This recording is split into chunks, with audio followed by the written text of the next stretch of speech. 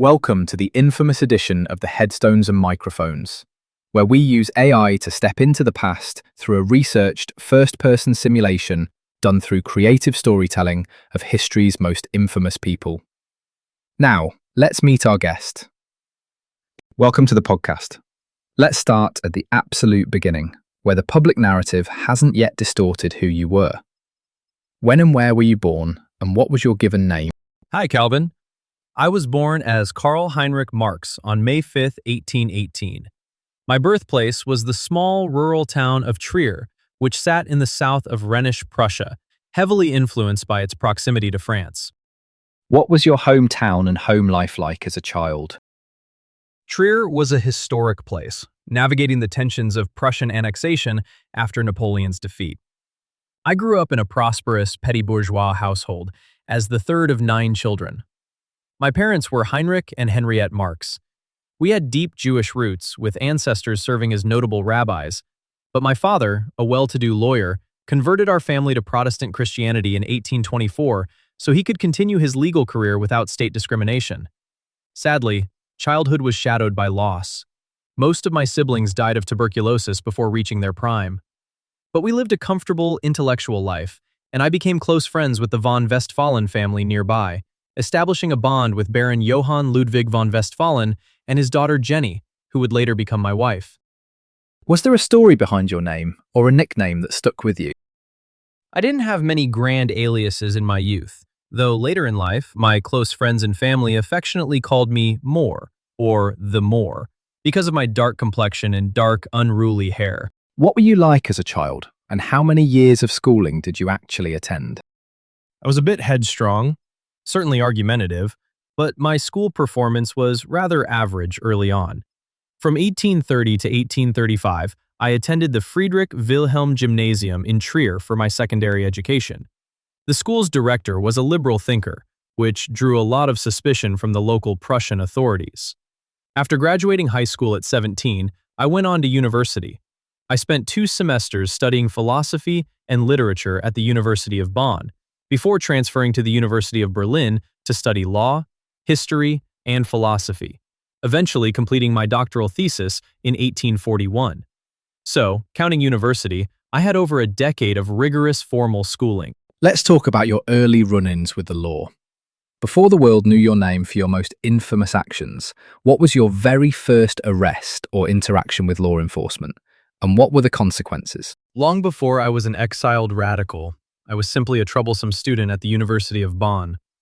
I joined the Trier Tavern Club, a drinking society, and even became its co-president. The university authorities didn't take kindly to our behavior. I was arrested by the university police for rowdiness, public drunkenness, and disturbing the peace, resulting in a 24-hour confinement in the student lockup. I also engaged in a duel with a member of a military student corps, which left me with a small scar. My father was so exasperated by my behavior and my mounting debts that he forced me to transfer to the stricter University of Berlin. At what moment did you realize your name would never be forgotten? It didn't happen overnight, but rather grew through a series of sharp confrontations with European powers. When I took over as editor of the Rheinische Zeitung in 1842, my radical articles, fiercely criticizing the Prussian monarchy and censorship, drew national and international attention. The government eventually banned the paper entirely.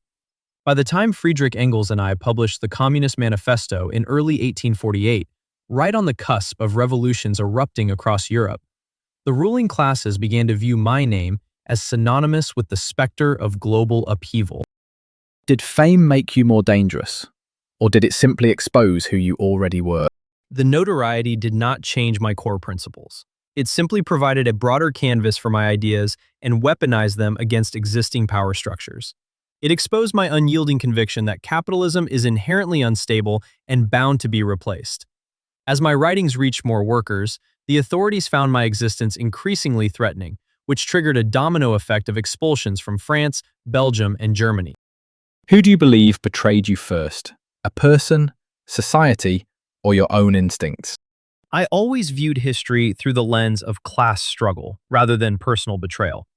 But if we look at the political movements of my time, The deepest betrayal came from the bourgeois liberals.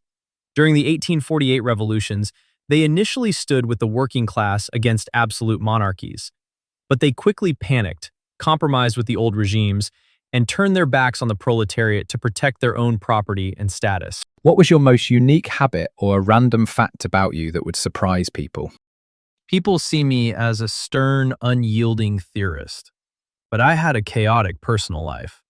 I was terribly disorganized. My study was a mountain of books, manuscripts, and tobacco smoke. And I was notorious for my terrible handwriting. It was so bad that even Engels sometimes struggled to decipher it. I also spent endless hours pacing back and forth in my room while composing my thoughts, worn out by a relentless lifestyle. What did the public never understand about the pressure you were under at the time? The public often imagines a revolutionary leader living grandly, but my life in exile in London was defined by crushing, desperate poverty. If it weren't for the extraordinary financial generosity of my dear friend Friedrich Engels, my family literally would have starved. We lived in cramped rooms, pursued by creditors, pawning our clothing just to buy bread or paper to write on. The emotional toll of seeing several of my children pass away during those years of destitution was a pressure few truly understood. Did you have any known rivalries that defined your career? Yes, I fought bitter intellectual and political battles within the socialist movement itself. My most famous rivalry was with Mikhail Bakunin, the Russian anarchist leader. We clashed fiercely at the First International. I argued for a organized, centralized transition state run by the proletariat, while he viewed any form of state as inherently oppressive. The split was hostile, and we eventually expelled his faction in 1872.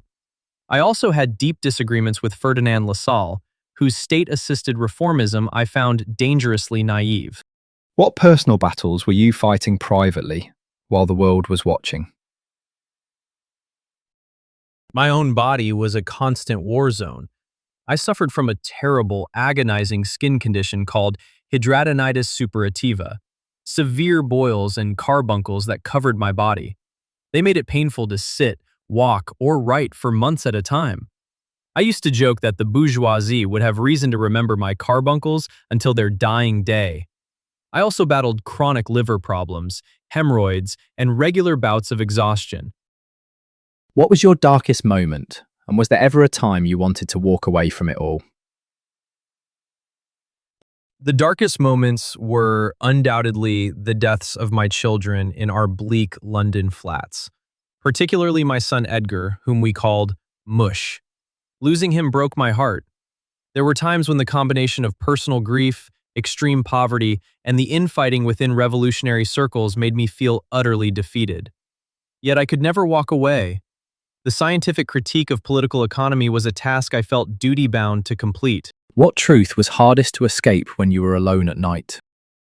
The stark reality that my family paid a devastating price for my intellectual pursuits.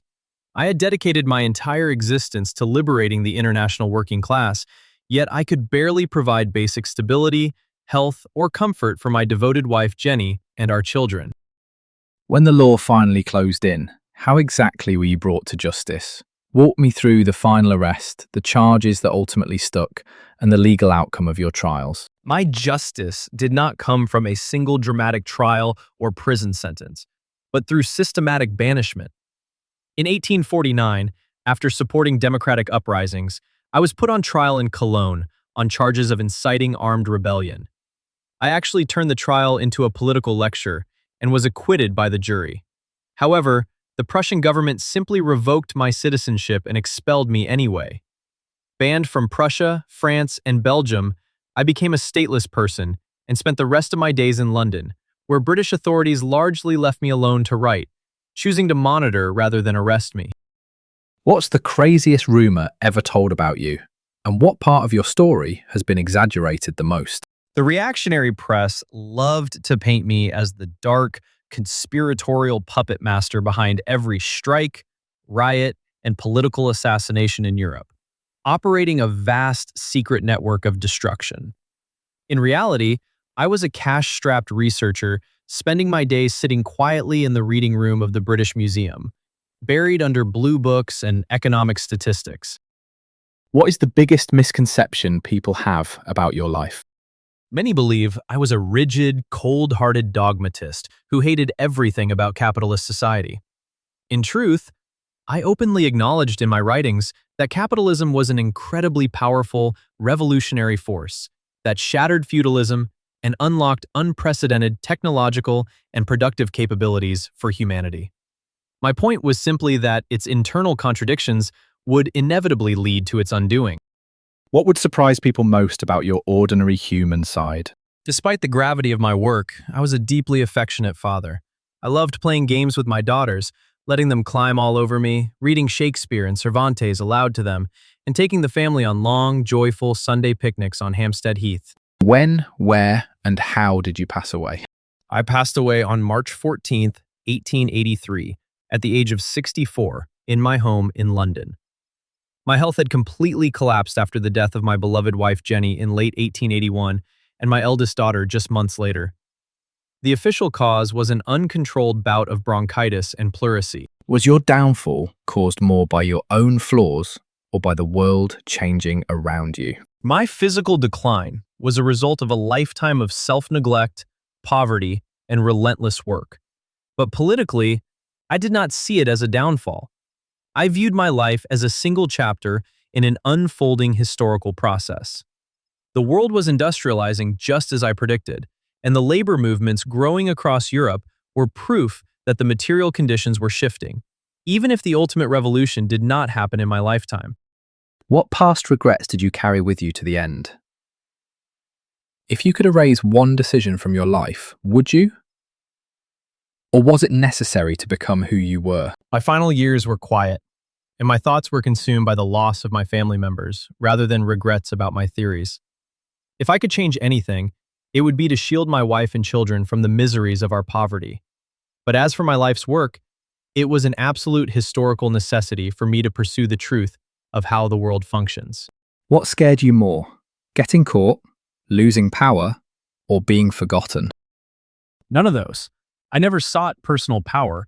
I accepted exile as the price of my work, and I had no fear of being forgotten, because I believed my analysis of society was rooted in scientific, historical truth.